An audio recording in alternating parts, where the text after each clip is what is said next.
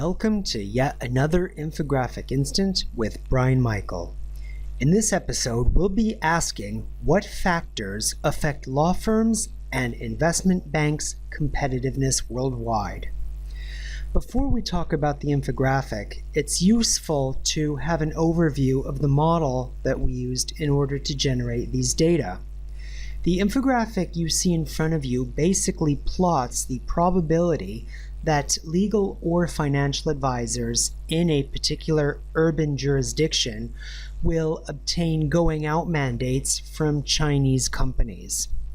And the model that we use in order to color the map you see in front of you basically consists of merger and acquisition probability as the dependent variable.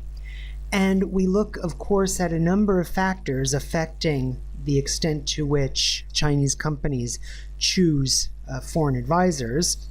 But three of the more interesting variables that you might not have seen in the past.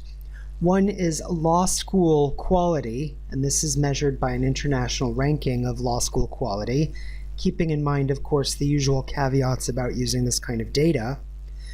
Good law schools, in brackets, basically lead to legal complexity, particularly legal complexity of the good kind. And we'll see in other infographics the argument we make about the effect of legal complexity on advisors' attractiveness, and the depth, quiddity, if you will, of the financial law of a jurisdiction then encourages advisors to differentiate or not to differentiate if the local law gives them a natural competitive advantage. Now, looking at the infographic, I'd like to bring your attention to 3 points. The first is that, of course, the very large international financial centers, such as New York and London, they remain very large international financial centers even if other jurisdictions engage in very broad-reaching law school reform, financial law reform, and if advisors differentiate in order to seize more international business. So they lose a little bit of business, but they certainly keep their number one ranking because, as we might have shown in another infographic, their customer base is already so deep, it's going to take a very large change in other jurisdictions' policies to move the needle a whole lot for New York and London. The second point to note, though, is that these small jurisdictions will see a very fast change in their client base, even with very moderate reforms of these variables. So let's think a little bit again about the way this probability is tilting. We know that New York and London get a very large proportion, 40-50% of these mandates. So that means that if they lose even 5% of those mandates, in absolute terms, that's a relatively large number of clients.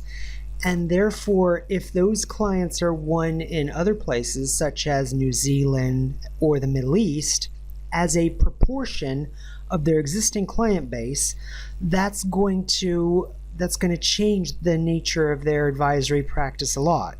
They'll see a huge increase in these areas, and the current international financial centers in absolute terms will not lose a whole lot of clients, and the overall quality offering across jurisdictions would probably rise.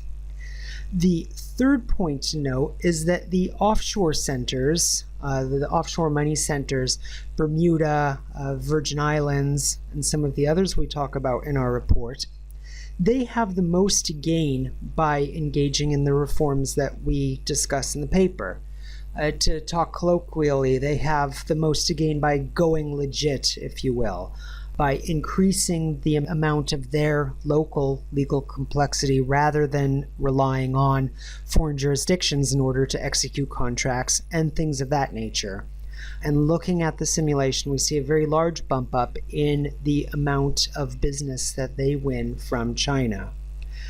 So the conclusion of this infographic is that the best way to target financial centers' competitiveness In other words, if you are advising the Prime Minister's office in a Middle Eastern country and they want to really make Casablanca, or they really want to make Dubai the next very large international financial center, well, the target shouldn't necessarily be to focus on the banks and the broker-dealers in that jurisdiction, but the strategy might actually be to focus on the legal sphere of that international financial center.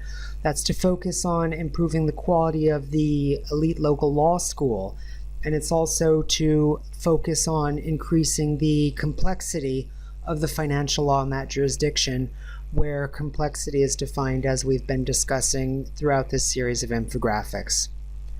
This has been another Infographic Instant with Brian Michael.